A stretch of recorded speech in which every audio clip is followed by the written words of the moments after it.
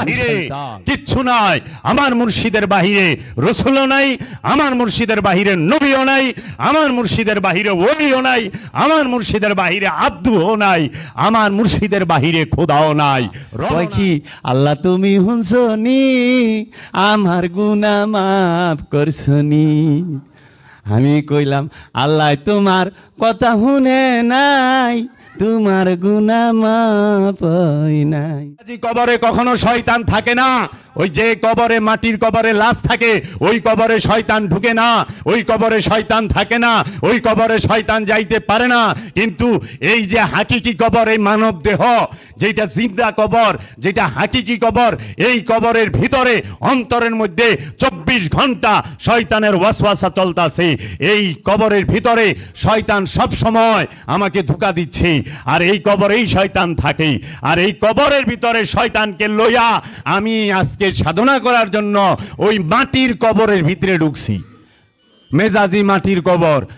কিন্তু মেজাজি মাটির কবরের ভিতরে গেলে শয়তান ফালাই থেকে ঢুকা পারি নাই। কেন ওই কবরে ঢুকছি? মেজাজি মাটির কবরের ভিতরে, এই হাকিকি কবরের ভিতরে যে শয়তান, ওই মেজাজি কবরের ভিতরে ঢুইকা জানি ওই মরা মানুষটা যেরকম শয়তানটাকে ফালাই দিয়া, মরা লাশটা যেরকম শয়তানটাকে ফালাই দিয়া শুয়া রইছে, মাতে না, কেউ সাথে কথা কয় না, ঠিক আমার এই জিন্দা কবরটা যেন এইরকম হয়, আমি যেন সেই রকম করতে পারি যে আমার এই জিন্দা কবর থেকে খান্নাস রূপী শয়তানকে যেন আমি তাড়াইতে পারি। গুরুর দয়া এবং গুরুর ধ্যান দিয়া শয়তান তাড়ান যায় না, আমল দিয়া ওজিফা দিয়া শয়তান তাড়ান যায় না। গুরুর রহমত লাগবে, পীরের দয়া লাগবে, পীরের রহমত অবশ্যই লাগবে।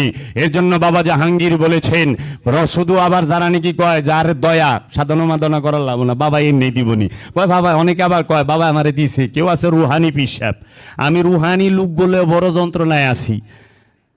যে হেনে যাই, যেই পীরের দরবারের মুরিদের কাছে গায় খালি কয় রুহের জগতের খেলা, খালি কয় রুহের জগতের খেলা, রুহানি খেলা।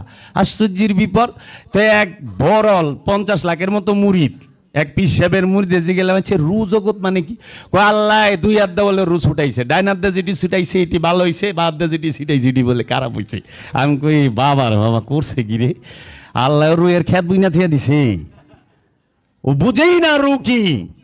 আমিও বুঝতাম না, কোন মৌলবী মুন্সি বুঝে না, বাবা জাহাঙ্গীর বুঝায় দিছে রু কি, রুহের জগৎ কি। তো কাজেই এই রুহের জগৎ কই পাবি তুই? রুহের জগতে কই থেকে যাবি? কে যাইব রুহের জগতে?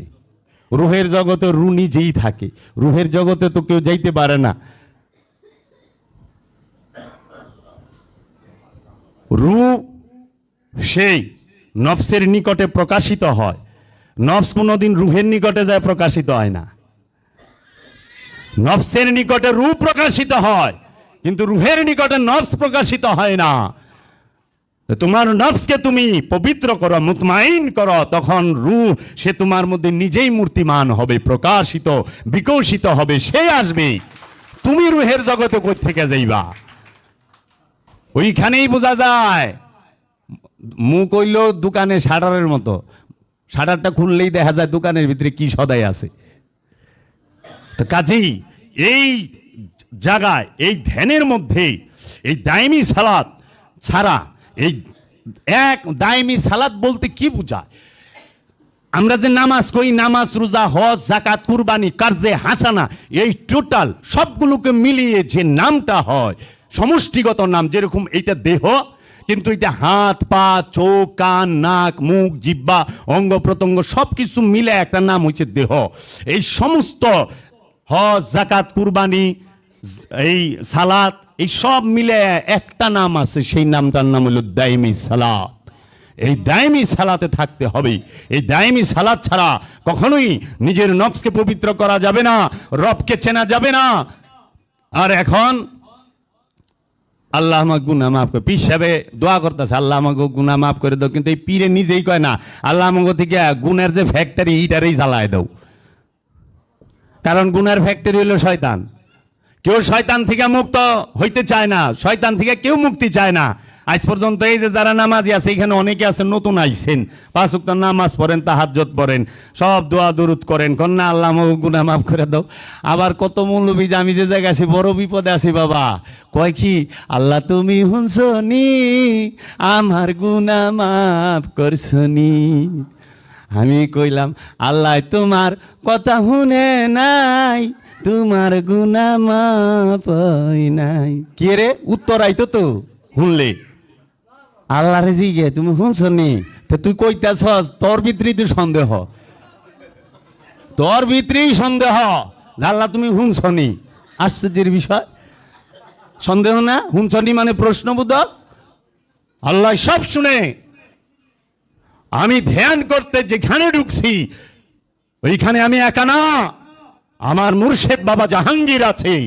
আমি যা করতেছি সে তা দেখে, সে তা শোনে, সে পরীক্ষার পরে পরীক্ষা নিবি, দেখবে না কোন তুরি যাইতে পারো, এতটা সস্তা।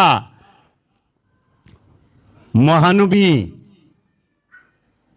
নিজের জানের থেকে মহানবীকে ভালো না বাসলে মুমিন হওয়া যাবে না। এই পরীক্ষা তো মা ফাতেমারও নিয়ে ছাইরা দিছে, তুমি কে? মা ফাতেমারতেই পরীক্ষা দিতে হয়েছে, মহানবীর দিনকে রক্ষা করার জন্য নিজেকে কুরবানি করে দিতে হয়েছে।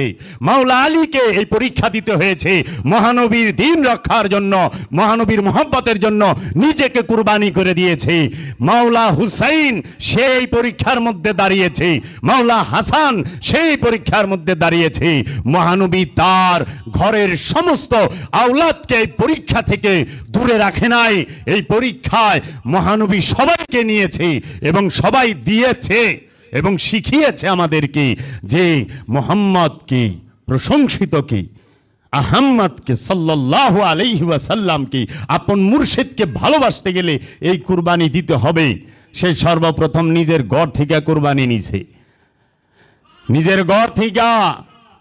এই কুরবানির কথা তো প্রকাশ করেন না, বদর উহুদেরটা করেন, কারণ বদর উহুদেরটায় অন্যকে আঘাত করা যায়, আর কারবালায় নিজে আঘাত সইতে হয়।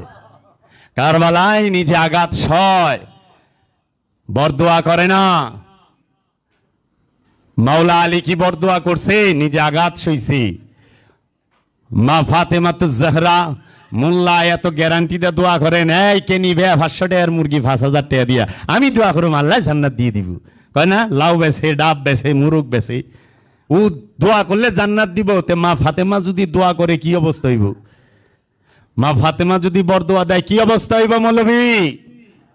ও মাওলা আলী যদি দোয়া করে আর বরদোয়া করে কি অবস্থা হইব? তোমারটাই এত দূর জান্নাত পাওয়া যাইব, তে মাওলা আলীটাই কি হইব? মাওলা আলীকে যারা শাহাদাত করলো তাদেরকে তো মাওলা আলী অভিশাপ দিল না? মা ফাতেমাকে যারা শাহাদাত করলো তাদেরকে তো মাওলা আলী এবং মা ফাতেমা কেউ অভিশাপ দিল না, তারা চোখের সামনে ঘোরাফেরা করছে। তো কাজী সত্য বড় তিতা, বড় তিতা। নিজেকে শয়তান বলা বড় কষ্ট, আবার বলা সহজ, নিজেকে শয়তান মাইনা নেওয়া এটা আরো কঠিন। কারণ অনেক সময় জোশেও বলতে পারি আমি শয়তান, আপনারা ভাই কত সুন্দর গুলো, কিন্তু আমার প্রতিটা কর্ম আমি যা খুইটা খুইটা দেখি আমি নিজেই শয়তান, আমি নিজেই শয়তান। আমি আজাজিল নই, আমি শয়তান। আজাজিল আদমের বিরোধী নয়, শয়তান আদমের বিরোধী। কারণ আদমের বিরোধিতা করতে গেলেই শয়তান রূপ ধরতে হবে। ডুয়েল চিপসেট মূল চিপসেট এই জন্য বলছি আমা খালাকতুল জিন্নি ওয়াল ইনসি ইল্লা লিয়াবুদুনি, আমি কি জিন এবং ইনসান কি আমার ইবাদত করার জন্য তৈরি করে নাই। আল্লাহ কিন্তু এইখানে বলে নাই আমা খালাকতুল শাইতান ওয়াল ইনসি ইল্লা লিয়াবুদুনি, আমি কি শয়তান এবং মানুষকে আমার ইবাদত করার জন্য তৈরি করি নাই। কারণ আজাজিল জিন আর ইবলিশ, সেই আজাজিল যখন অহংকার করে তখন সে শয়তান হয়, কিন্তু আজাজিল যখন অহংকার না করে তখন তো সে ইমানদারও হইতে পারে। এই জন্য মৌলবীগ সবচেয়ে বড় ব্যবসা হলো জিনের ব্যবসা। জিন কি জিন ছুটায়, জিন বন্দি করে, এইটা সবচেয়ে বড় বাটপারি, ধোকাবাজি, সবচেয়ে বড় মোল্লাতন্ত্রের এই জিনের ব্যবসা, জিন ধরা, জিন ছোটানো, এই মোল্লা নিজেই জিন, নিজেই জিন, যার নফসের সাথে আমিত্ব আছে সেই জিন। প্রতিটা মানুষ সে যে পর্যন্ত সে মুমিনে পরিণত না হয় সে জিনই থাইকা যায়। এর জন্য বলছো আমা সাহিবিকুম বিমজনুন, তোমাদের সাহেব পাগল নহে। আরেক জায়গায় বলছে তোমাদের সাহেব জিনগ্রস্ত নয়, জিনগ্রস্ত নয়। জিন জাতিরে গায়েব বানায় দিছেন অদৃশ্য। ওই যে আলিফ লাইলা দেখাইছে এই মোটা বেটা গো আইনা ঠুটে লিপস্টিক দিয়া লম্বা লম্বা দাড়ি দিয়া মাথায় একটা মূলা লাগায়া হি হি হা হা হা আসে, ওইটে ওই রকম জিন বানায় লইছে।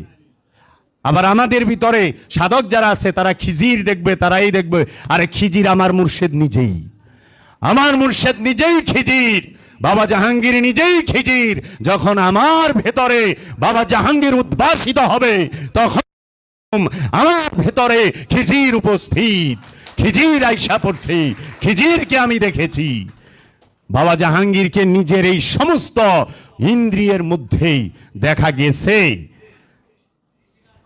এই মাটির দেহের মধ্যে নূর বাবা জাহাঙ্গীরকে দেখা গেছে না। তো কাজেই আমরা সাধনা যেন ওই চিন্তা না করি। আমার বাবাই কত সুন্দর কইতো, এই তুমি যে সাধনা করছো কয় দিন হইছে? কয় বাবা আমি 40 দিন, 40 দিনই খিজির আইছে।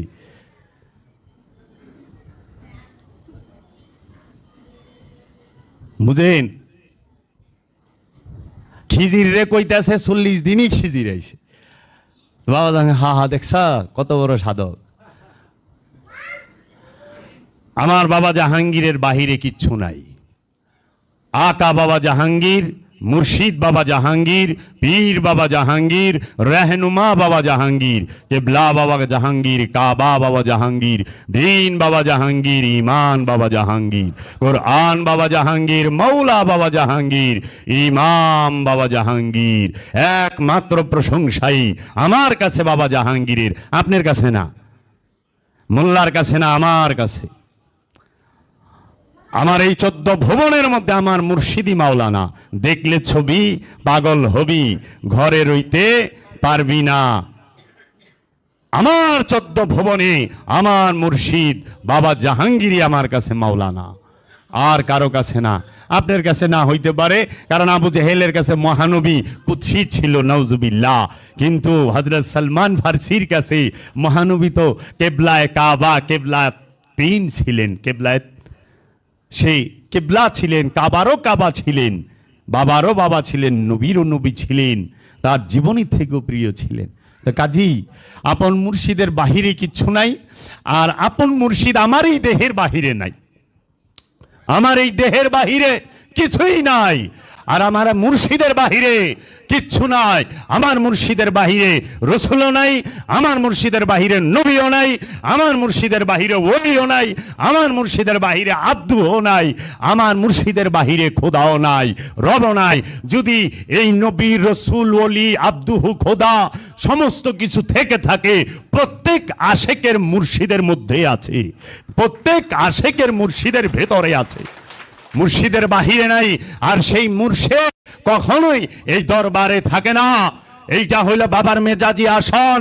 আমার এই দেহ আর মন, আমার হৃদয় হচ্ছে হাকিকি আসন বাবা জাহাঙ্গীরের। বাবা জাহাঙ্গীরের হাকিকি আসন প্রতিটা মুরিদের, প্রত্যেকটা পীরের মুরিদের দেহটাই হচ্ছে প্রত্যেকটা পীরের হাকিকি আসন। ওই আসনে বাতি জ্বালায়ও, এই কাঠের আসনে বাতি জ্বালায় লাভ নাই। লাভ আছে অনুষ্ঠান, ওই যেরকম কানায় কয় আল্লাহু আকবার, আল্লাহু আকবার, ওর কাছে আল্লাহ কেমনে আকবর, বেতন ছাড়া আজানি তো দেয় না। সারা রাত ঘুমায়া ঘুমের চোখে কয় আল্লাহ না খায় আহিয়ানা